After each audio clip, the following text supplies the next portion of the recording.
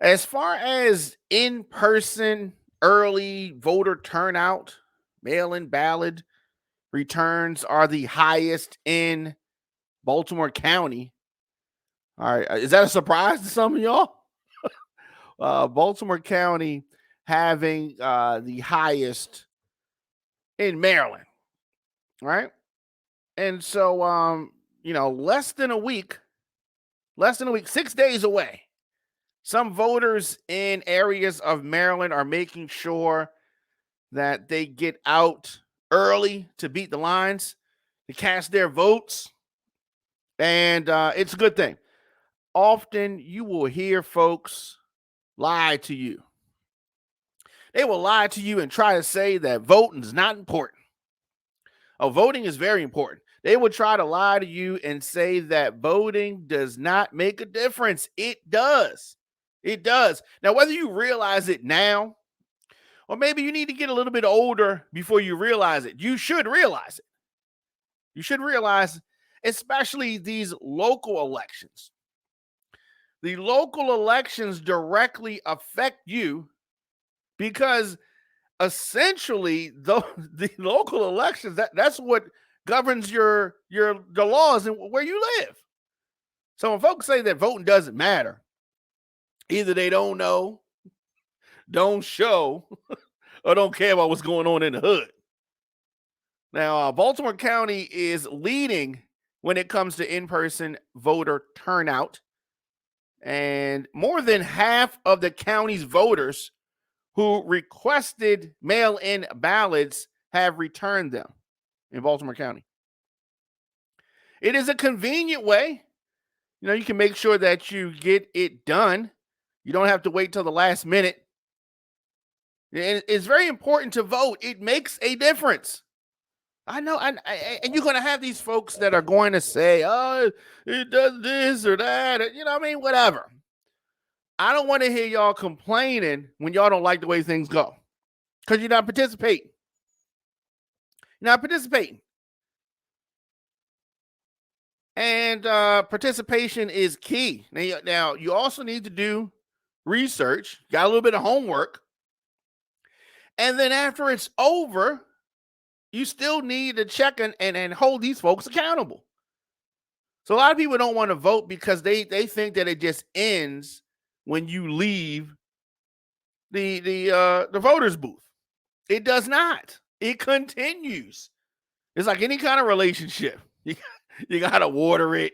You gotta, you put the seeds down. You gotta water it. You gotta make sure it gets sun. You gotta check on it, and that's what we gotta do with these politicians.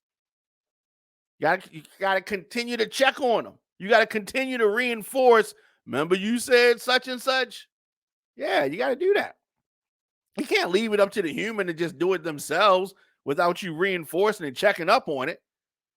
It is a relationship. You got to take it to the movies and stuff. All right. And we need everybody to do their part. We need everybody to do their part. Now, turnout for this general election, this early voting, turnout at these polls has been much higher than expected. Now, there were low numbers during the primary. And then some people get confused. Didn't we already vote? Some people don't understand, the primary from the general, the purpose of any of them. Some people just don't know. And that's fine. That doesn't mean that you can't learn. You got YouTube. You got programs out there like the WK Show that's going to talk to you about it. And you got other things. There are a lot of other opportunities. You can find out how to make some kind of crazy thing or do some kind of challenge. You look up how to do that. And you need to look up how and why we need to vote. And what is the purpose of many of these jobs that these candidates are trying to get? You can look this stuff up. But we could talk about some of it as well. Of course, we're going to be having an election day special on Tuesday, 9 to 11, right here on fire-tv.com. Of course, streaming on all social networks, also on fire-tv.com, Apple Music, Spotify, Stitcher, iHeartRadio, Google Podcasts, et cetera, et cetera. So we're going to be here election night, 9 p.m. to 11, as I said. Now, in Baltimore City, almost 10,000 early voters have cast their ballots in person, while just more than 25,000 mail in ballots have been returned. Now, that's a lower number than was expected. It is, especially during an election which the stakes are so high. Stakes are very high. Very high. It is very important. Very important. Women's rights, people's rights, your rights. It is important for you to vote. It is important for you to be heard. Protecting this democracy, very important. There are some big ballot questions here in Maryland. Legalization of marijuana is an important step in Maryland, and holding the line against some of the folks who are threatening our democracy. Yes, very important. So, how can you request a mail-in ballot? Used to be called an absentee ballot. Some of the OGs still call it the absentee ballot. This is the mail-in ballot. Now, if you request a mail-in ballot, you should expect to receive it, or should have expected to receive it, at the end of September. Now, if you did not do that, then you probably need to make some other steps. Probably need to make some other steps. Now, as far as early voting centers open from 7 a.m. to 8 p.m. Early voting ends here in Maryland tomorrow. So you have from 7 a.m. November the 3rd to 8 p.m. November the 3rd. Now, you can vote early in any early voting center in the jurisdiction where you live. You can vote early at any voting center in the jurisdiction where you live. All right? Any registered Maryland voter can cast a ballot during early voting. Any Marylander who is not yet registered to vote but is eligible can register and vote during early voting. It is not that difficult. And some people say, I don't know about the candidates. I don't know this. You need to participate. You got to get started. You got to start. Got to pop that cherry. Now, same-day registration for early voting is also available at each polling location. Very, very easy to do that. Some folks, they want to vote, but they're not registered. They can go to an early voting center or on election day, a polling place, and bring proof of residency and register and vote. Marylanders who wish to register on the same day they cast a ballot will either need to bring a MVA issued driver's license or identification card, a current pay stub, current bank statement, current utility bill, or a government issued document. Ain't no excuses, fam. Y'all, you can do this. You can do this.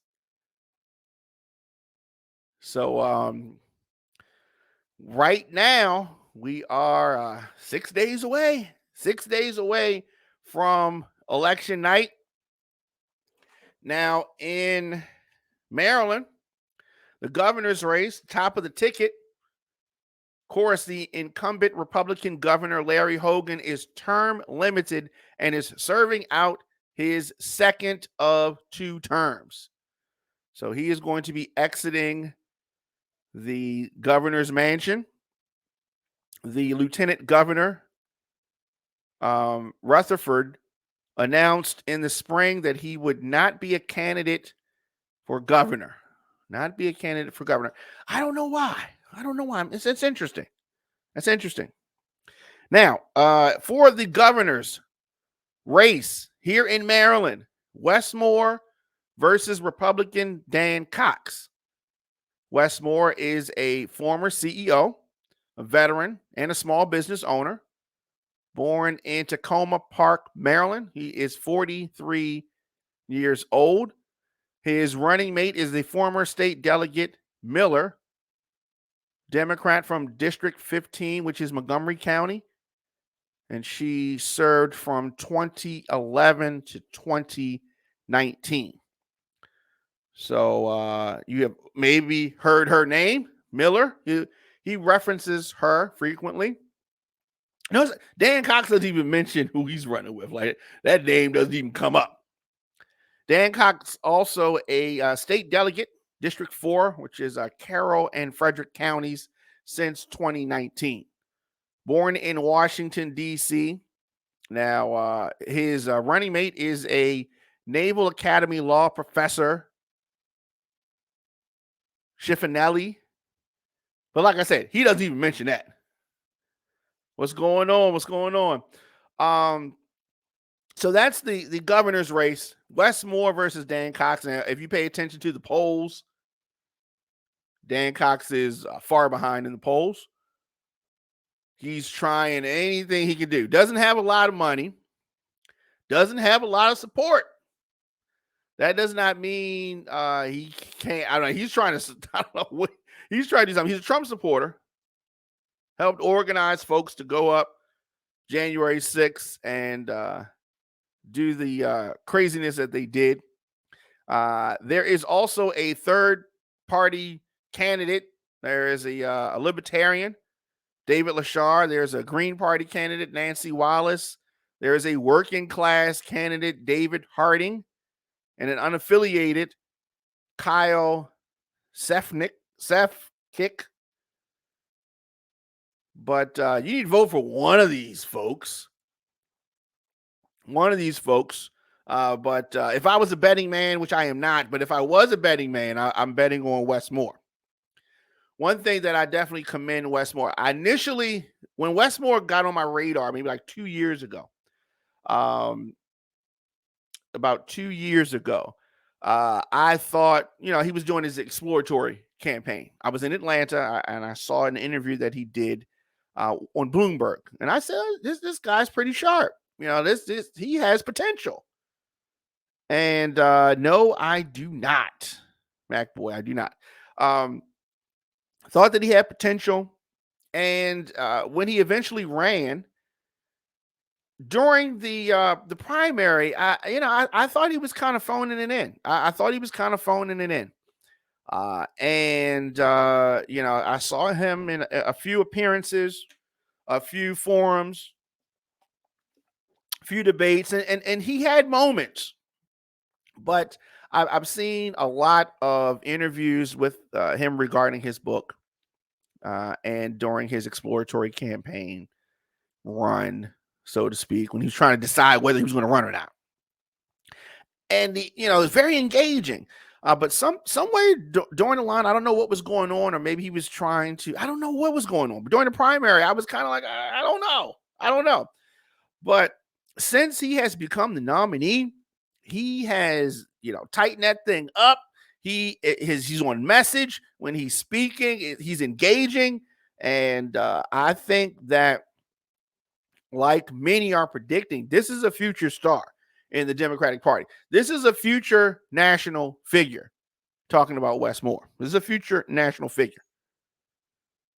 Somebody that you need to look out for, right? But right now, we're talking about Maryland. Right now, we need him in Annapolis, and hopefully that's the way things go. Talk about some of these other races. Attorney General, the incumbent Attorney General, who is Frosh, announced in October that he was not going to seek re-election. And Anthony Brown, former lieutenant governor, U.S. Representative, District 4 since 2017, Democrat, born in New York, is running against the former Anne Arundel County councilman from District 5, served from 2014 to 2018, born in Baltimore, Michael Perotka. So definitely you need to cast your votes. You need to cast these votes. Comptroller, another important job. The incumbent, Peter Francho, ran for governor and unsuccessfully ran for governor.